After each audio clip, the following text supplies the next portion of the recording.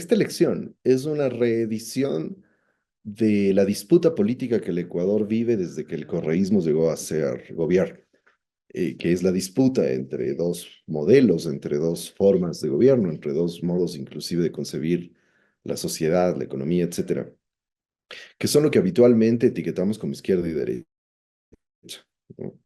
Eh, Esto vuelve a definirse de esa manera. En el fondo es, para ponerlo en términos sencillos, es la gran disputa o la disputa política que hemos venido teniendo entre gobiernos que piensen en la mayoría de los sectores sociales del Ecuador o gobiernos que piensan solo en la élite oligárquica de este país, es decir, la vieja historia, ¿no? Si tomases la última etapa democrática, el modelo predominante ha sido el de las élites oligárquicas. Eso hay que decirlo con toda claridad. Ha tenido variantes, ha tenido distintas formas de expresarse, distintas expresiones políticas, pero en los algo más de 40 años de democracia, prácticamente las élites oligárquicas tuvieron siempre el control del Estado, salvo en ese paréntesis de la historia política del país, que es el correísmo, en donde se pudo ver que era posible un proyecto en donde las élites oligárquicas no estén directamente en el gobierno y el Estado y el gobierno y las políticas públicas no respondan exclusivamente a sus intereses. Entonces, detalles más, detalles menos, para no reducirlo a la coyuntura, para no reducirlo al nombre de Novoa, a sus tonterías, a su precariedad intelectual, humana y política y moral, un hombre de una enorme precariedad moral, porque eso nos detiene en la superficie del problema. Me parece que lo que estamos disputando otra vez es esa pelea entre la posibilidad de un gobierno nacional popular, que sería el correísmo, y la continuidad del gobierno de las oligarquías, que además, o de cuyos resultados además somos plenamente conscientes porque los estamos viendo en el día a día del desastre en el que han convertido las derechas y las oligarquías al Ecuador. Dentro de todo esto, se podría determinar, David, que estamos con el tema de el continuismo de Daniel Noboa, refiriéndonos a los últimos 8 años, tanto de Moreno, Lazo y ahora con Daniel Noboa en el clímax, por así decirlo, de estas políticas neoliberales que han azotado al Ecuador durante estos últimos 8 años, con un factor en común, el FMI y su política de atarnos de pies y manos. O sea, sí, pero esto tiene además una novedad, es la particularidad de lo que ha pasado en estos últimos años, ¿no? Primero que es esta consolidación de un bloque de poder, de las oligarquías, de los sectores de poder, de las altas burocracias, de las Fuerzas Armadas, de los medios de comunicación, es decir, una gran convergencia de intereses que se han articulado en torno al anticorreísmo, ¿no? Porque hay que tener en cuenta una cosa, el anticorreísmo no es solo una identidad política que está estructurada en el odio, que solo genera ciertos discursos o ciertas simbólicas o lo que sea. El anticorreísmo es una práctica política que trata de preservar las viejas, las viejas mañas, digamos, de la política nacional, porque el correísmo es otra cosa, o sea, el correísmo plantea otra cosa, buena o mala, esa es otra discusión, si va o no a resolver esto, etcétera, pero el proyecto político, el modelo de Estado que el correísmo instauró, en cierta medida rompía con esas lógicas, o al menos las contenía un poco, y el retorno de esos sectores al control del Estado ha significado el retorno de esas prácticas clientelares, corporativas, prebendarias, que eran las que predominaban en el Estado precorreísta. Entonces, el retorno de esta gente viene por un lado por eso, porque era necesario retornar a esas prácticas para poder volver a tomar el control y poder volver a tener los espacios de poder que tuvieron históricamente. Pero como el riesgo, este riesgo, por eso te hacía esa mirada un poco más macro del contexto inicial, porque el riesgo de volver a tener un periodo en el que esta gente no controle directamente el Estado, para ellos es altísimo. O sea, se dieron cuenta que puede haber esa posibilidad, que hay esa alternativa y que esa alternativa puede lograr un gran respaldo popular. Entonces le tienen pánico, peor ahora, a la posibilidad de que eso regrese. Y eso les permitió ir construyendo con este bloque de poder, esta gran coalición de sectores poderosos de la sociedad ecuatoriana, no democráticos. Lo que pudieron ir constituyendo es un Estado autoritario, o sea, han institucionalizado el autoritarismo. Entonces, Noboa, de los tres gobiernos últimos, es sin duda el más autoritario, pero eso no quiere decir que es el único autoritario. O sea, los signos de autoritarismo ya se vieron con el propio Moreno, se continuaron con Lazo y ahora se consolidan con Noboa.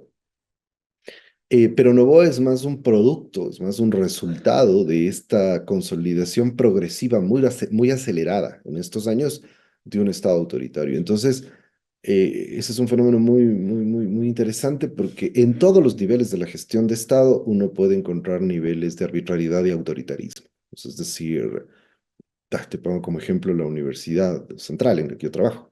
El modo de gestión al interior de la universidad está cobrando cada vez ribetes más arbitrarios y autoritarios.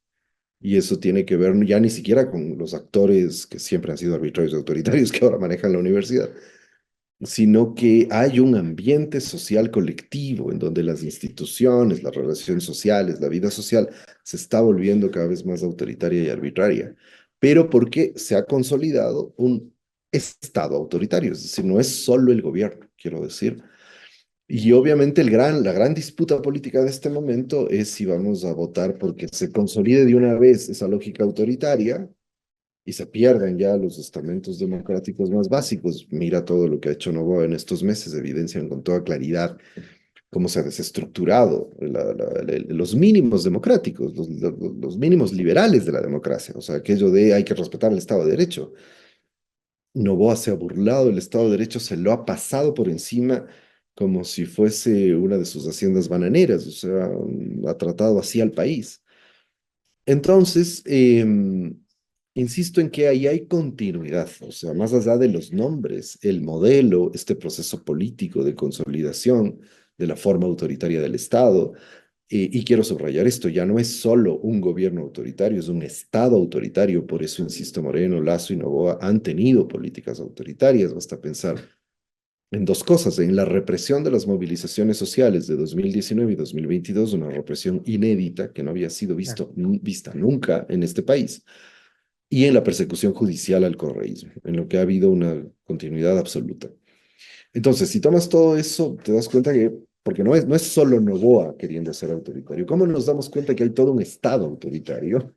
Y es porque Noboa viola la Constitución, viola el Código de la Democracia de manera flagrante, con todo desparpajo, y no hay ninguna instancia que sea capaz de controlarla. Es decir, y ojo, Frank, aquí no estamos hablando de castrochavismo, estamos hablando de los principios liberales de la democracia. Ellos suelen desgarrarse, se desgarran las vestiduras hablando de el control de poderes, del equilibrio de poderes, de los pesos y contrapesos de la democracia y no sé qué. Y resulta que ahora eso no importa, es decir, porque no hay. Sencillamente todos se alinean al gobierno. Entonces, pero eso, insisto, me parece que es resultado de todo este proceso. O sea, esto empezó con Trujillo, siempre hay que decirlo. El momento inicial es el de Trujillo, porque Trujillo significaba la ruptura del viejo orden político establecido durante la época del correísmo y el retorno de las viejas prácticas, pero un retorno con esta novedad, que en el Ecuador eso no había ocurrido. Una gran concentración de poder, de todos los poderes, de poder político, económico, burocrático, mediático, judicial, etcétera. Y con esa concentración de poder, una devastación muy acelerada de la institucionalidad siempre frágil que el Ecuador ha tenido en términos democráticos. Ese es el contexto y me parece que lo que estamos viendo ahora es efectivamente la continuidad de ese proceso. Claro, si uno recuerda a Julio César Trujillo, prácticamente lo único que le hacía falta era declararse emperador. Si la Constitución no le permitía hacer eso, él decía que la consulta popular sí le permitía hacer eso, entre un sinnúmero de irregularidades que devino en el Consejo de Participación Ciudadana Transitorio, vino en la Corte Constitucional de Lujo, vino en el CNE, Diana Tamaín, Tribunal Contencioso Electoral, entre un sinnúmero de cuestiones. Pero todo eso ¿Crees que has llegado al clímax con Daniel Noboa? Recuerdo una entrevista que le hice a Mauro Andino y él me hablaba de que ya Ecuador estaba viviendo una cuasi dictadura. Sin embargo, le consulté también a un constitucionalista, Santiago Machuca, y él me decía, no, prácticamente esto es una dictadura.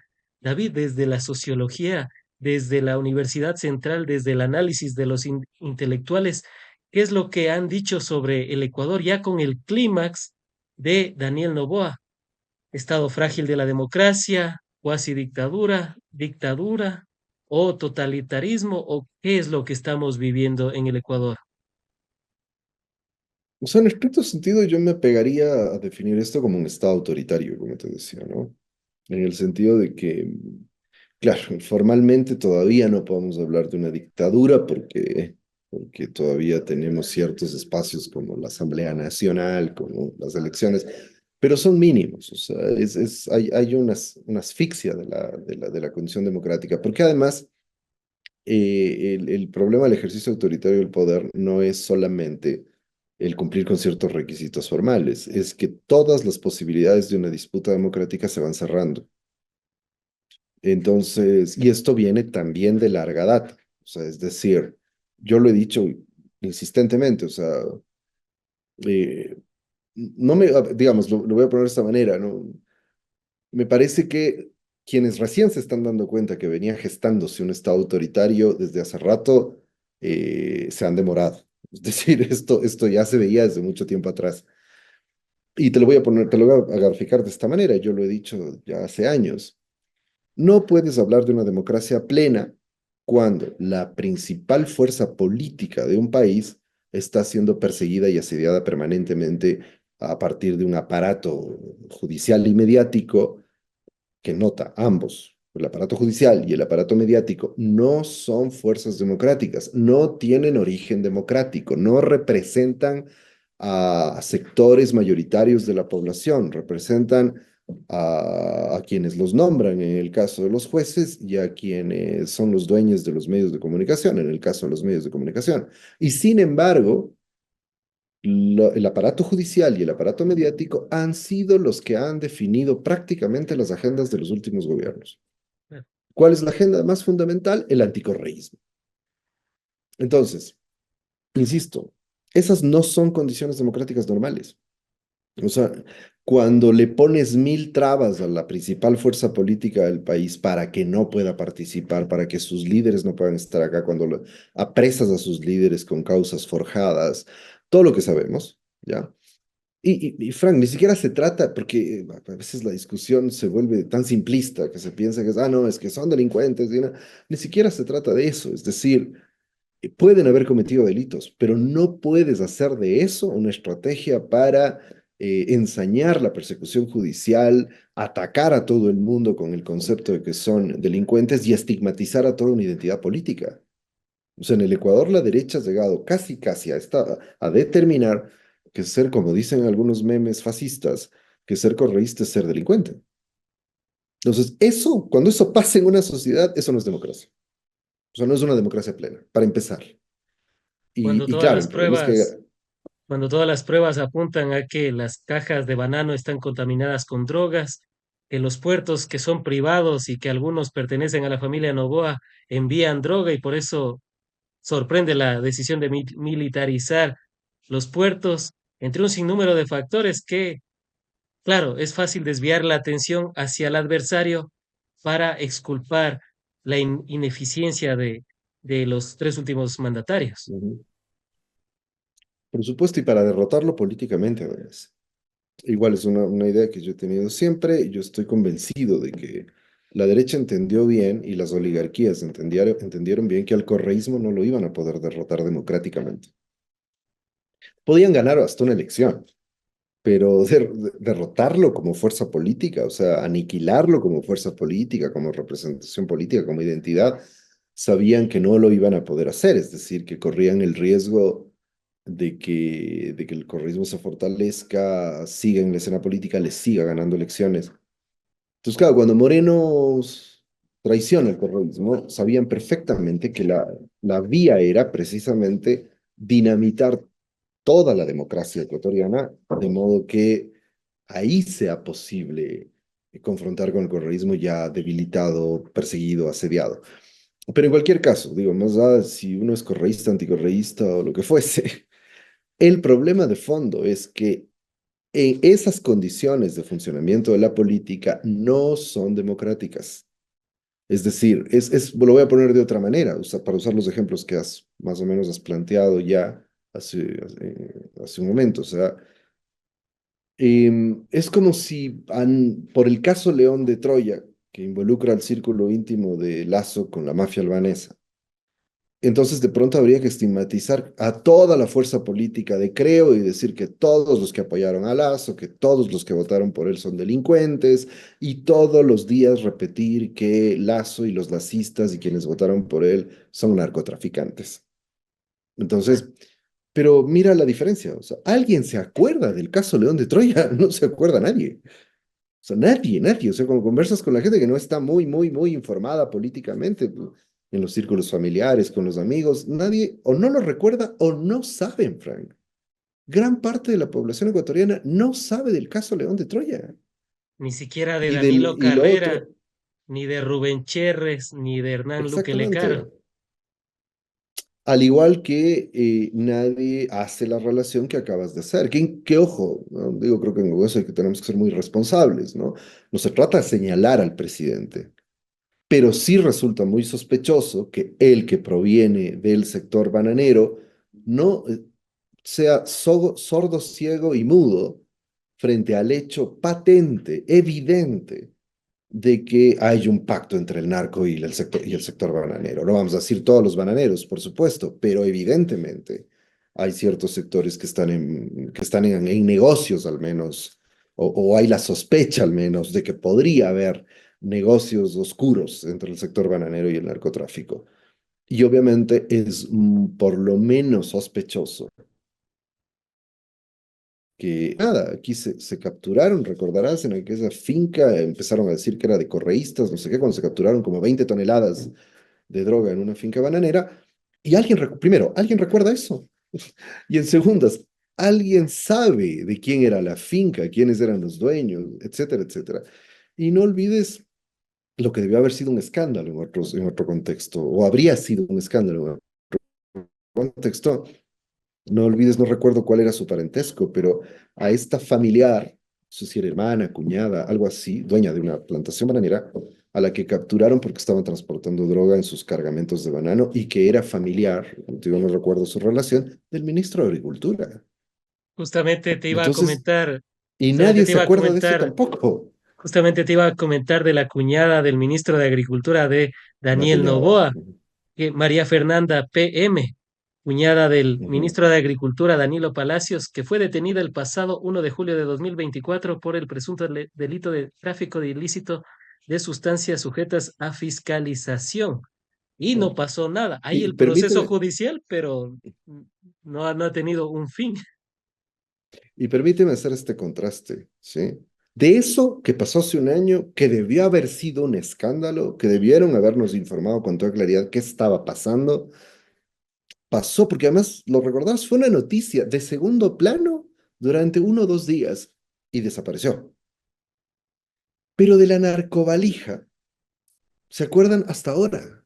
Claro. A pesar de que eso ya fue juzgado, aclarado, no por los jueces de Correa, fue juzgado y aclarado, ay, perdón, lo siento, fue juzgado, aclarado y demás por la justicia italiana.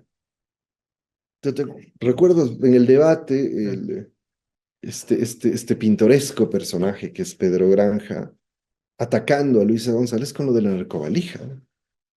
Pero no nos acordamos de que hace unos meses, Fran, hace unos meses la cuñada del ministro de Agricultura es encontrada con droga en su cargamento de banano. Y con Claro, un recuerdo valor que de, y esa con, fue que le y, contaminaron. y con un valor estimado de 254 millones de dólares. No estamos hablando de proporciones mínimas, sino de un valor que es considerable. Pero claro, le encontraron infraganti, incluso me acuerdo haber consultado con Andrés Durán, periodista de investigación, con Mónica Palacios, asambleísta, que estaba fiscalizando y estaba denunciando el caso y decía, ¿y qué pasó? No ha pasado nada, la fiscalía brillaba y brilla totalmente por su Exacto. ausencia.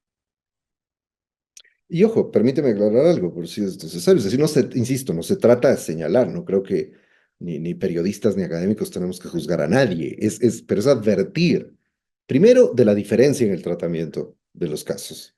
Es decir, esos son casos que sencillamente se diluyeron, de los que ya nadie recuerda o de los que sencillamente nadie se enteró.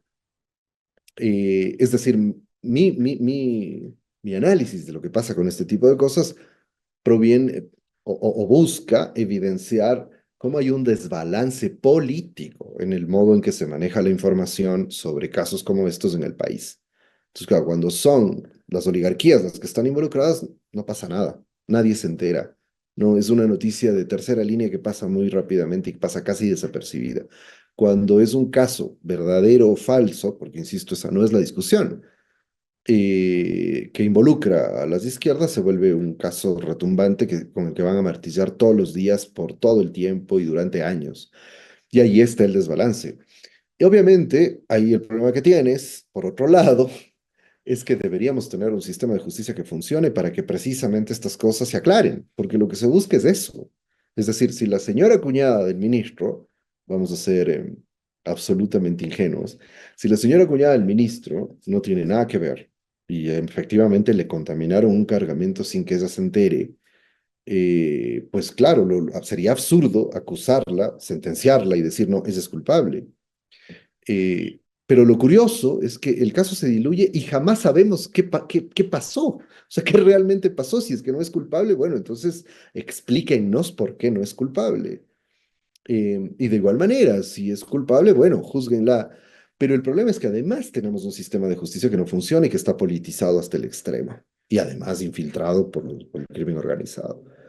Entonces, le han hecho tanto daño al país que ni siquiera podemos estar seguros de quién está en negocios ilegales, quién es corrupto, quién ha cometido delitos en la gestión pública, porque la justicia se está usando en función de los intereses políticos de las oligarquías. Entonces, se le hace eso es, creo yo que como sociedad no hemos entendido que aplaudir la persecución judicial al final de cuentas, destruye la posibilidad de que la justicia sea un árbitro que pueda dirimir los conflictos judiciales y políticos con imparcialidad. Y lo estamos viendo ahora ya de manera patética. Le pasa a todos los niveles de la justicia, inclusive la Corte Constitucional.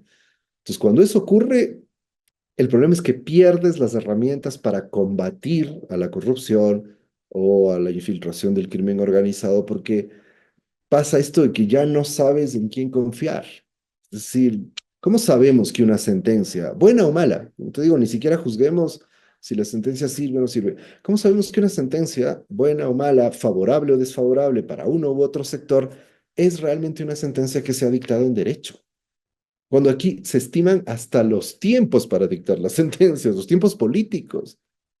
Y te pongo dos casos. El caso de Correa, que cuando iba a ser candidato hicieron en tiempo récord el proceso de casación para que la sentencia quede en firme, y el reciente caso de la Corte Constitucional que se aguantó prácticamente hasta el día de la elección su dictamen de que Noboa había cometido una ilegalidad como todos lo sabíamos, como cualquier persona no que ha estudiado derecho constitucional, cualquier persona que ha estudiado cívica en la escuela, sabe, o sea, es decir, no puedes nombrar una vicepresidenta porque se te ocurre.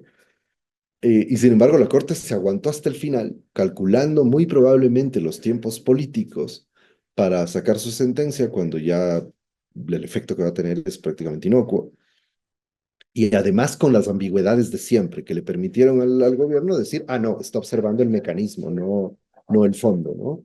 Entonces, en esas condiciones es imposible. Y como te digo, ahí se le ha hecho un daño terrible al país. Porque ¿cómo sabemos realmente quién ha cometido un delito, quién no, quién merece ser sancionado, quién merece ser exculpado? Es imposible en las condiciones actuales. Y en esas condiciones actuales está ya prácticamente en la recta final. Este 9 de febrero, los y las ecuatorianas vamos a elegir a un presidente o a una presidenta ¿Qué decir al respecto? Cancha inclinada a favor de Daniel Noboa, la Corte Constitucional prácticamente con el haberse tumbado al decreto 500 y 505 que delegaba, que hablaba de fuerza mayor para delegar la presidencia, pero no se bajó los decretos 494 ni el 512, los cuales delegaba a Cynthia Helibert como si se pudiera delegar a cualquiera como vicepresidenta y encargarle como presidenta. El CNE también con Diana Tamain, que no ha dado las reglas claras, que ella también le pasa la pelota al Tribunal Contencioso Electoral. El Tribunal Contencioso Electoral que hace mutis por el foro y es de mayoría novoísta, que prácticamente Fernando Muñoz y los demás jueces apoyan, salvo unas honorables excepciones, pero prácticamente está cooptado el TCE también por afines al gobierno de Daniel Noboa, entre un sinnúmero de factores, David, una cancha inclinada, se puede esperar unos resultados que sean legítimos o se puede pensar en un proceso amañado, tal y como se ha venido advirtiendo durante este último tiempo por algunas organizaciones políticas. Mira, yo diría dos cosas que se conectan, ¿no? La primera es que si tomamos, eso lo subrayo, si tomamos las encuestas que pudimos ver hasta la semana pasada, eh, se puede sin dar datos, porque no se puede, pero se puede ver una tendencia que tal como, porque hay de todo, ¿no? Es decir, las encuestas, creo que como nunca, las encuestas han mostrado que con la estadística se puede decir cualquier cosa. Incluso Entonces, hasta Lazo sacó su encuesta según la posta. sí, sí, sí, es una locura. Además, yo estoy convencido de que eso tiene que ser regulado. O sea, lo de esta elección es impresionante, porque es obvio que no todas las encuestas pueden ser ciertas. Vamos, solo el domingo vamos a saber cuál estaba más aproximada, porque, ojo, no se trata que las encuestas midan exactamente lo que va a pasar en la elección. Pueden equivocarse, sin duda, o no equivocarse, porque yo siempre aclaro esto, ¿no? Es decir, en general, la mayor parte de los colegas que hacen este trabajo, que lo hacen con seriedad, lo hacen respetando estándares y cosas. Entonces, lo lógico es que una encuesta mida una tendencia, o sea, te muestre más o menos hacia dónde va. El resultado final puede variar unos puntos hacia arriba, unos puntos hacia abajo. Eso tiene sentido. Lo que no puedes tener es extremos en donde unas encuestas le dan la victoria a Noboa en primera vuelta y otras le dan la victoria en primera vuelta a Luisa González o casi en primera vuelta a uno y a otro. Eso es una locura. Es decir, esos dos extremos y en medio de eso todas las variantes son una locura. Pero bueno, en medio de todo eso, digo, si tomamos a ver en qué coinciden las distintas encuestas, cuáles son las tendencias que hay, se puede decir que evidentemente hay dos cosas, una concentración muy alta del voto en los dos candidatos más importantes y en segundo lugar una disputa muy cerrada entre esos dos candidatos. Entonces, ¿por qué digo que hay que tener en cuenta esto para conectarlo con lo otro? Es que una disputa muy cerrada puede dar lugar a sospechas sobre el resultado final, puede dar lugar a ciertas maquinaciones sobre la posible metida de mano al resultado electoral. Y por eso es que creo que como ciudadanos tenemos que estar mucho más atentos que de costumbre, si es que la tendencia es esta, a un resultado cerrado, para poder garantizar que se respete el resultado, se respete la voluntad de la gente en las urnas.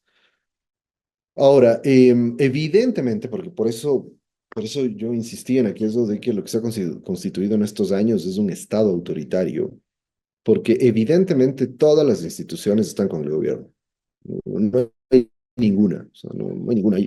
Hay gente que te dice que la Corte Constitucional es, además con ese lenguaje rimbombante que le gusta a la República de los Abogados que gobierna este país.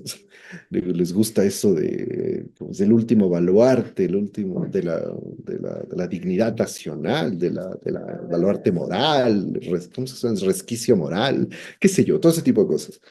Nos han vendido con eso a la Corte Constitucional, pero vos te das cuenta, justamente por lo que has dicho, me parece que es muy, muy, muy pertinente lo que has mencionado, derogan los decretos los unos y no derogan los otros, que eran consecuencia de esos, o antecedente de esos, y dejan justamente la puerta abierta para que el gobierno haga la interpretación de que, no, no, lo que me están cuestionando es el mecanismo, no la decisión.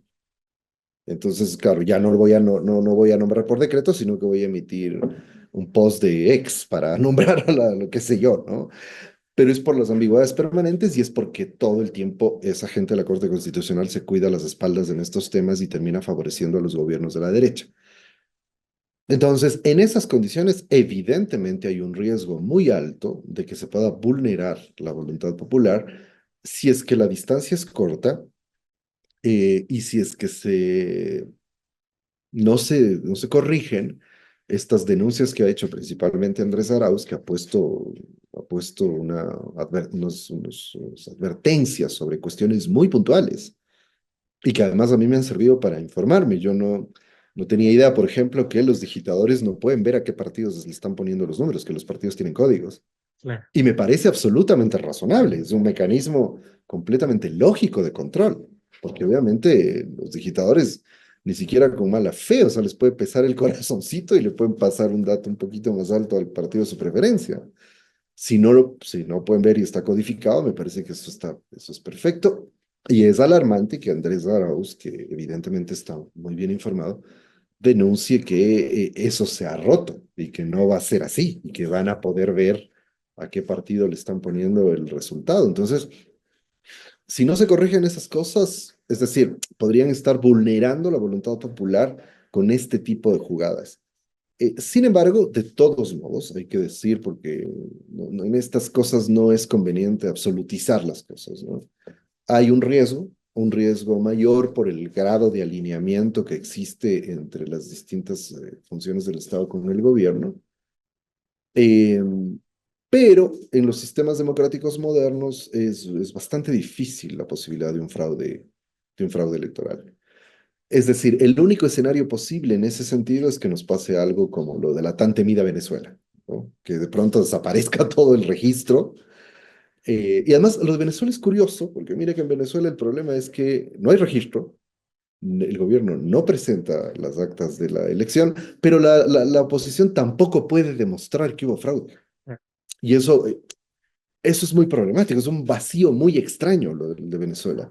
Porque con los controles que tienen los sistemas electorales actuales, es difícil bypassarlos, es difícil hacer un fraude, porque los partidos políticos tienen controles, porque tienen acceso a las actas, porque las actas son públicas, porque deberían estar medianamente coordinadas y cooptadas todas las juntas electorales, o buena parte de las juntas electorales, o buena parte de los digitadores. O sea, imagínate, es un montaje gigante el que habría que hacer claro. para un eventual fraude. Entonces me parece que hay que tener en cuenta eso, pero evidentemente creo que el escenario se vuelve mucho más complejo si el resultado electoral es muy, muy, muy, muy pequeño, si la diferencia es muy pequeña entre los dos candidatos, porque ahí sí bastaría con alterar ciertas actas, alterar cierto proceso de digitación, y dadas las claras muestras de falta de independencia del Consejo Nacional Electoral, hasta en el debate, Frank. En el debate, a mí me podrán decir cualquier cosa, pero no nos engañen, el debate fue planificado para favorecer a Daniel Noboa. A todas Entonces, luces en esas daba esa, condiciones, evidentemente es muy difícil. a todas luces daba esa impresión en el debate. Y David, ¿qué decir al respecto?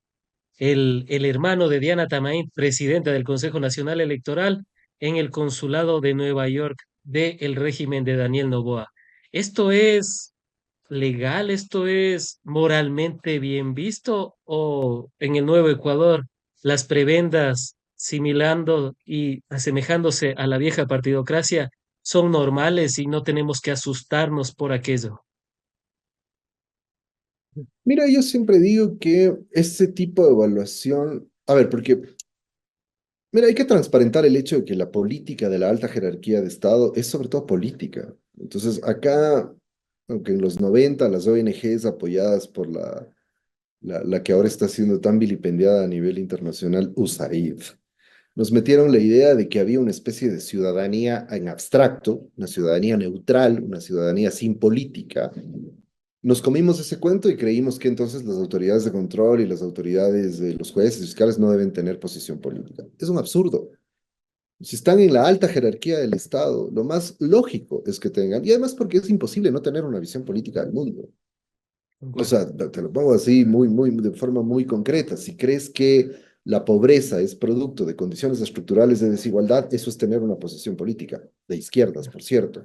Y si crees que la pobreza es producto de la cultura, las malas costumbres o la falta de dedicación y de empeño de los más pobres, el pobre es pobre porque quiere, esa es una posición política de derechas, de extrema derecha, de hecho. Entonces vos puedes decir no tengo partido, pero no puedes decir no tengo posición política. Eso es un absurdo, es decir, es un absurdo sociológico el decir que las autoridades, etcétera, no van a tener posición política. Entonces, el problema Pero no una es que cosa es, transparenten y pero no una es que cosa es tengan tener, posición política. pero una cosa es tener posición política y otra es que a través de estos cargos públicos venga ese sentir prebendario que si es que no actúa de acuerdo a lo que quiere Daniel Noboa en el CNE, pues prácticamente el hermano ya dejaría de ser cónsul, los familiares de Enrique Pita ya dejarían de ser altos funcionarios públicos, o esa es la lectura común, por así decirlo, que se podría dar al respecto. Claro, o sea, ahí lo que yo digo es, a esos altos funcionarios hay que juzgarlos por lo que hacen, no por las descripciones que tienen. Inclusive, no sé cómo los familiares de esta gente habrán llegado a esos cargos. Es muy difícil presumir que no hubo algún tipo de gestión y de palanqueo, como lo decimos acá, porque esos cargos se nombran directamente. A no ser que sean funcionarios de carrera diplomática y les tocó en suerte en este gobierno llegar a esos cargos, pero inclusive en ese nivel entiendo que hay cierto tipo de cabildeo para poder llegar a acceder a esos cargos. Si eso se consiguió, no estaría mal en cuanto eso no contamine tu profesionalismo, tu ética y tu responsabilidad con el país. O sea, sería terrible que el futuro del país se defina por el cargo de tres funcionarios diplomáticos. O sea, por mantener el cargo de tres o cuatro funcionarios diplomáticos. O sea, imagínate el absurdo total que eso significaría. Pero las Y bueno, te hacía pruebas esa dan aclaración. eso. O sea, si al final de cuentas eso es lo que les va a pesar, es posible, bueno, podría ser que sean otros factores. Pero lo que voy, es decir, el problema del CNE no es que el hermano de Diana también sea cónsul. Está feo, no se ve muy bien. Pero digamos, si ella habría mostrado independencia, es decir, Frank, dejemos de decirnos Claro. mentiras en este país. Si habría tenido la entereza de frenarle al presidente al primer asomo de violación de la Constitución y la ley, entonces podríamos decir, no, no le está pesando la relación que tenga por el hermano cónsul o el familiar cónsul, sino que está cumpliendo con su responsabilidad con el país.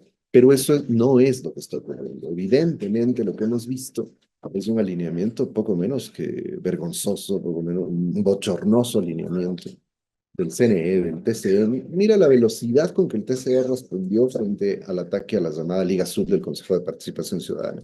Una velocidad impresionante, la Fiscalía, el TCE, todo el mundo, los Claro. medios, todo el mundo. Y con las violaciones de la Constitución de Noboa, hasta han salido constitucionalistas a justificarlo. ¿Saben? ¿Qué pasa con este país? Es realmente sorprendente. Y frente a todo esto que hemos abordado en el programa, ¿qué esperar el día domingo? Quizás como en el fútbol, algún favorito o alguna favorita que pueda ganar o que pueda ampliar su ventaja o quizás tener una visión de cambio del país o se podría esperar un continuismo, ya que algunas personas parece ser que no les ha afectado las 14 horas de cortes de energía eléctrica, de que enero haya sido el mes más violento en la historia de nuestro Ecuador, más de 730 muertes violentas, el desempleo solo en el nuevo Ecuador de Daniel Noboa creció en 260.000 nuevos desempleados en cuestión de un año. Eso también ha roto récord entre un sinnúmero de factores que uno si le hace una evaluación, David, tranquilamente le pone 0/10, pero bueno, eso es lo que la gente ¿Y eso es lo que podríamos esperar el domingo o qué podríamos esperar el día domingo 9 de febrero? A ver, te cuento muy rápidamente cuál sería mi pronóstico, porque tengo ya que cerrar lamentablemente la entrevista, ya tengo otro compromiso a las 11. Pero a ver, muy rápidamente, o sea, para usar el lenguaje futbolístico mismo, como has dicho, yo diría, como dicen los comentaristas deportivos, es de pronóstico reservado, porque me parece que esta particularmente va a ser una elección en primera vuelta, eso no había ocurrido, es inédito eso, en mucho tiempo, quiero decir. En primera vuelta va a ser una elección que se va a disputar voto a voto, o sea, creo que hasta el domingo esto se va a disputar voto a voto, si tomamos en cuenta lo que nos han dicho las encuestas. Ahora bien, yo sí temo que posiblemente el resultado nos dé algunas sorpresas, ¿no? O sea, cosas que las encuestas no lograron ver.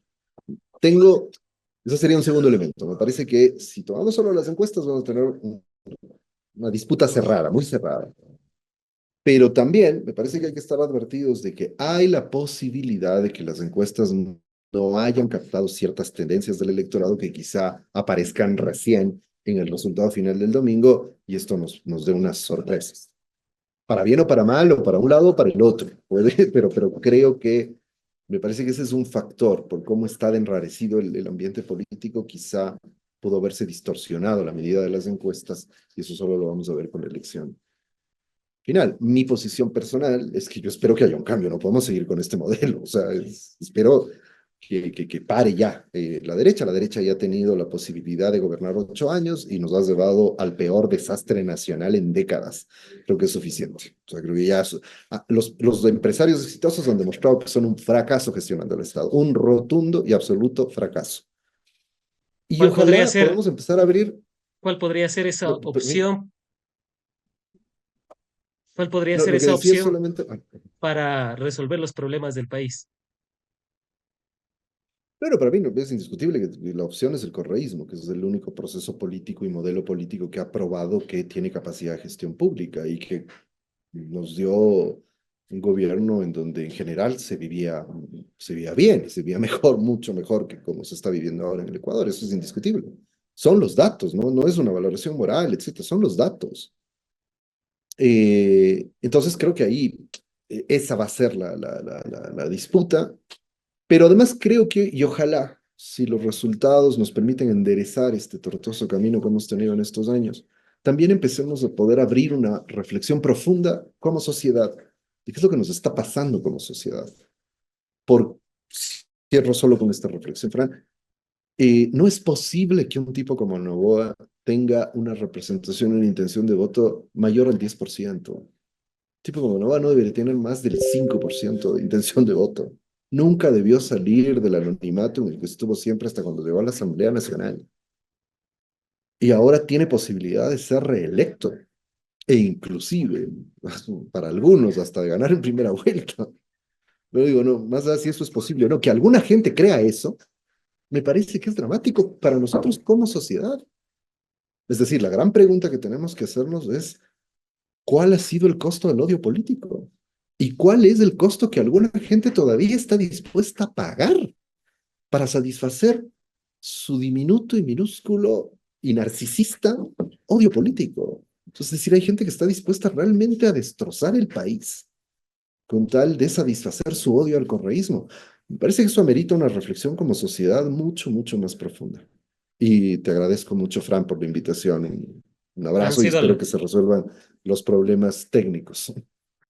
han sido las apreciaciones del profesor universitario David Chávez, analista político.